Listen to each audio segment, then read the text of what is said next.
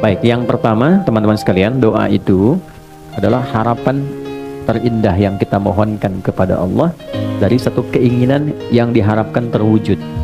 Ya, apa saja yang dimohonkan kadang-kadang ada kaitan dengan kebutuhan keluarga, ada dengan pekerjaan, ada dengan lingkungan kehidupan, dan doa menunjuk bahwa kita itu lemah. Itu poinnya. Kita itu lemah, kita butuh pertolongan, dan kita punya Tuhan. Karena itu Allah sangat tidak suka kalau ada hamba yang tidak mau berdoa. Innal ladzina yastakbiruna an ibadati, sungguh orang yang menyimpulkan bahwa dia itu cukup hebat sehingga tidak mau berdoa, maka nanti diberikan oleh Allah satu tantangan untuk selamat dari neraka jahanam saat kembali ke akhirat kelak. Kalau memang kamu hebat, gak butuh doa, ya kamu silahkan lepaskan diri dari ancaman neraka jahanam itu. Nah, dengan berdoa menunjukkan kita lemah. Dengan berdoa menunjukkan kita tidak bisa menguasai segalanya. Jadi kalaupun menata pekerjaan, tidak harus menguasai semuanya. Karena tidak mungkin kita bisa melakukan segala hal harus kita kuasai. Apa yang kita bisa optimalkan, jadikan itu sebagai titik fokusnya, yang lainnya melengkapi satu dengan yang lainnya. Kemudian dalam berdoa itu nanti ada beberapa etika, adab, yang kalau kita kerjakan dengan adab itu mempercepat terkabulnya doa. Sama kayak anak minta ke orang tua, dengan adab kan lebih cepat diberikan dibandingkan dengan sekedar meminta tanpa adab. Yang ada malah orang tua bisa merespon dengan respon yang tidak diharapkan. Maka yang pertama, adab itu ada yang terkait waktu, kedua ada yang terkait tempat, ketiga ada yang terkait dengan keadaan. Misal, terkait dengan waktu, doa yang dipanjatkan di pertengahan malam itu berbeda waktunya dengan yang dipanjatkan dalam keadaan siang. Nah, kehusyuannya pun akan lain. Jadi kalau teman-teman buka Quran surah ke-73 Al-Muzammil di ayat yang ke-6, ya, apalagi ini dipanjatkan dalam keadaan tahajud misalnya, itu sentuhan ke hatinya lain. Inna nasyi'atal laili hiya asyaddu wata'aw wa aqwamu qila. Sungguh bangun malam itu supaya kita bisa bermunajat, itu keheningan malam bisa mengantarkan kehusyuan pada permohonan kita sehingga menyentuh kepada jiwa. Karena gangguannya nggak banyak. Makanya tahajud itu kenapa utama walaupun sholat sunnah? Karena memang malam ini kita bisa melepaskan dari kepenatan dunia, menghilangkan dari berbagai macam perhatian yang memungkinkan kita tidak khusyuk dalam ibadah. Kalau siang kan yang lihat banyak, ya kan? Ya, kalau ke masjid lagi sendirian khusyuk, begitu banyak orang makin meningkat, gitu kan? Nah, kalau malam siapa yang mau perhatikan? Riaknya tipis, ya. Kemudian sum'ah pengen didengar orang juga tipis karena nggak semua orang bangun. Nah, makanya kalau ada masalah yang urgent ya, teman-teman yang ibu ataupun teman-teman yang ikhwan, biasakan bangun malam, minta sama Allah.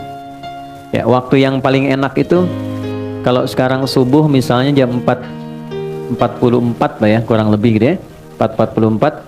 Misal Anda bisa bangun dari setengah 4, jam 4 gitu. Nah, 4 ke setengah 5 itu namanya waktu sahar. Waktu sahar itu waktu paling bagus-bagusnya untuk istighfar dan berdoa. Ya, di situ ada petunjuknya di Quran surah ke-51 ayat ke-18. Wabil ashari hum yastaghfirun. Ada kebiasaan satu keluarga itu, orang-orang yang menghidupkan waktu akhir malam menjelang subuh dengan istighfar, mengoreksi diri. Bisa dilakukan dengan keluarga kompak. Ya, misalnya habis tahajud, walaupun tidak harus panjang-panjang, tidak harus banyak rakaatnya. Misal cukup 2 rakaat, setelah itu witirnya 1 rakaat misalnya.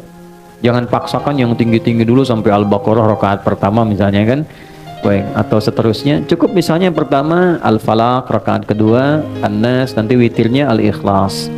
Ya, itu untuk memulai. Nanti kalau sudah rasanya makin enak, tingkat lagi 4 rakaat, suratnya tambah.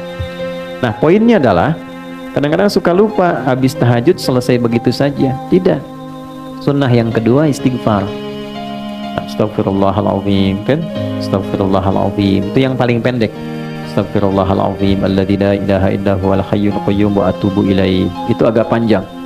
Tapi kalau mau detil dengan fikih Qur'annya, mulai dari suami, ya kan? Minta maaf sama istri. Sayang, aku mohon maaf kalau selama ini belum jadi suami yang baik. Kadang tidak mengerti keadaan kamu, kadang aku memaksakan yang bukan di luar kemampuanmu. Aku minta maaf kalau saatnya mesti kembali kepada Allah ternyata belum baik di hadapan Allah. Terus istighfar. Astagfirullah ya Allah, ampuni saya.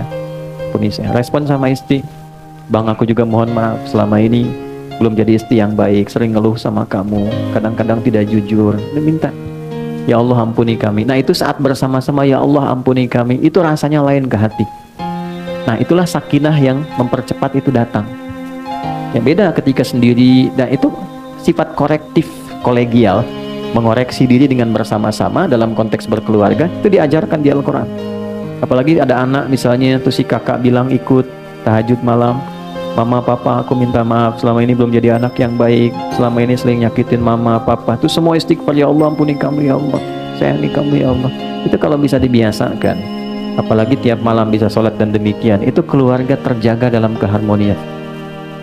Keluarga terjaga dalam keharmonisan, selalu harmoni, ketenangan. Dan yang paling indah adalah disitulah saat doa terkabulkan. Ya, ibadi itu hadis kutsinya, hambaku, kan? Engkau mau minta apa? Engkau mau minta apa? Ya, man istaghfara ghafartulah. Siapa yang istighfar, aku ampuni. Istighfar itu kan mengoreksi diri kita. Artinya mohon maaf, setiap orang kan pasti punya kekurangan. Jadi kalau seorang suami, seorang ayah dengan segala kerendahan hati, dia mengoreksi dirinya, tahu ada potensi kuat untuk berubah. Ketika Allah ampuni, kesalahannya dihilangkan, kesolehannya dimunculkan. Jadi ciri orang yang diampuni itu, perbuatan salahnya hilang, solehnya muncul. Lisan itu kurang baik, bagaimana diampuni dosa lisan? Berubahlah tampilan lisan ini dengan berkata yang baik dan ditinggalkan yang tidak baik yang sebelumnya dilakukan perbuatan itu. Itu poinnya. Ya, kita ingin bertobat dari harta yang haram, maka perbuatan yang mengantarkan pada haram jadi hilang, yang halal jadi muncul. Itu tanda penerimaan tobat di hadapan Allah. Terjadi perubahan kebaikan. Nah sama, kalau tadi di rumah tangga ada korektif, sifat mengoreksi kepada diri, lalu diampuni oleh Allah yang salah-salah itu, terjadilah perbaikan. Kebiasaan yang kurang bagusnya berubah menjadi baik. Itu potensi tertingginya dilakukan pada waktu apa? Pada tahajud, di waktu sahar. Kemudian man sa'ala, ya, a'ta, siapa yang meminta Allah berikan. Ya, man su'ila a'ta, siapa yang meminta kepada Allah dimintakan kemudian diberikan. Kemudian nah ini poinnya, perhatikan baik-baik, ini kalimatnya, wa man da'a ajaba, siapa yang berdoa dijawab. Nah, jadi biasakan kalau ingin berdoa bisa diisi dengan istighfar terlebih dahulu. Makanya sebelum kita doa pasca sholat kan istighfar dulu. Istighfar, Allahumma antas salam, kemudian yang subhanallah, alhamdulillah, Allahu akbar, baru kesananya turunan ada doa kan. Ya, bagaimana minta dalam keadaan kotor, masih banyak dosa, masih minta gitu kan.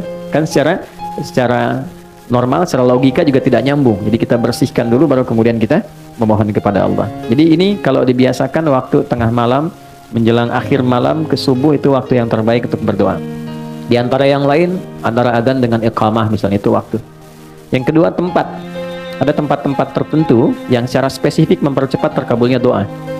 Misal ada yang tempatnya itu untuk umum di Mekah, area Ka'bah, kan, Multazam, Raudhah.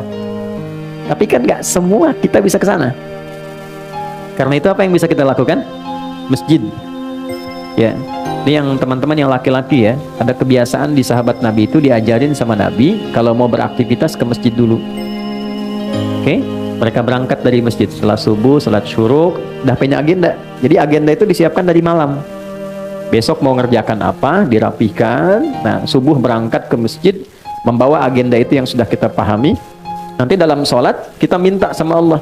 Dalam sujud, kita belajar di pertemuan lalu, dihadirkan, ya, dalam hati kita, minta dimudahkan, minta dibantu, minta dibimbing, minta ditolong.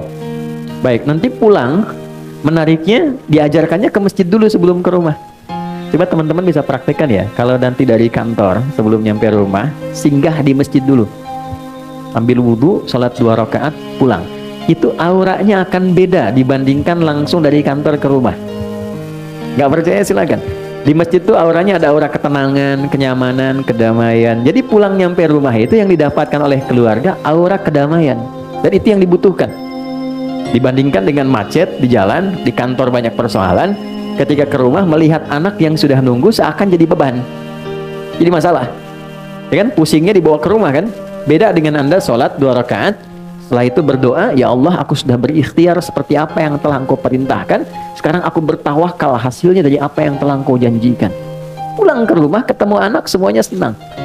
Dia menunggu, ada yang bikin gambar, ada yang macam-macam. Dan ingat ya, Anda sehebat apapun di kantor, yang dibutuhkan oleh anak dan istri di rumah adalah sosok ayah dan suami. Bukan seorang direktur, bukan seorang manajer, atau seorang ahli apapun. Saya jadi ustadz, jadi kiai, sampai hari ini alim misalnya disebut oleh orang syekh di luar, sampai ke rumah nggak pernah anak saya menyebut dengan nama itu. Assalamualaikum kiai, nggak ada. Ini bikin ayahnya kok. Ya, ini bikin ayahnya. Assalamualaikum ustadz, nggak ada. Tunggu sampai malam pun, buya, main kuda yuk. Ya, masih main petak umpet, main kuda-kudaan, dan mereka menggambar, kadang bikin karya berjam-jam cuman pengen dilihatkan pada ayahnya.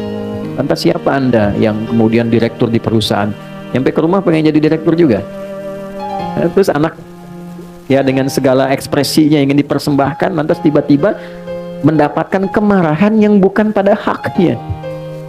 Nah, ini ada bagian tertentu yang bisa kita dapatkan dari aura masjid. Kalau pengen tarik ke rumah, bikin mihrab. Ya, masa rumah luas, kamar banyak, gak ada satupun dihususkan untuk ibadah. Ya, mihrab itu tempat khusus yang fokusnya untuk ibadah saja.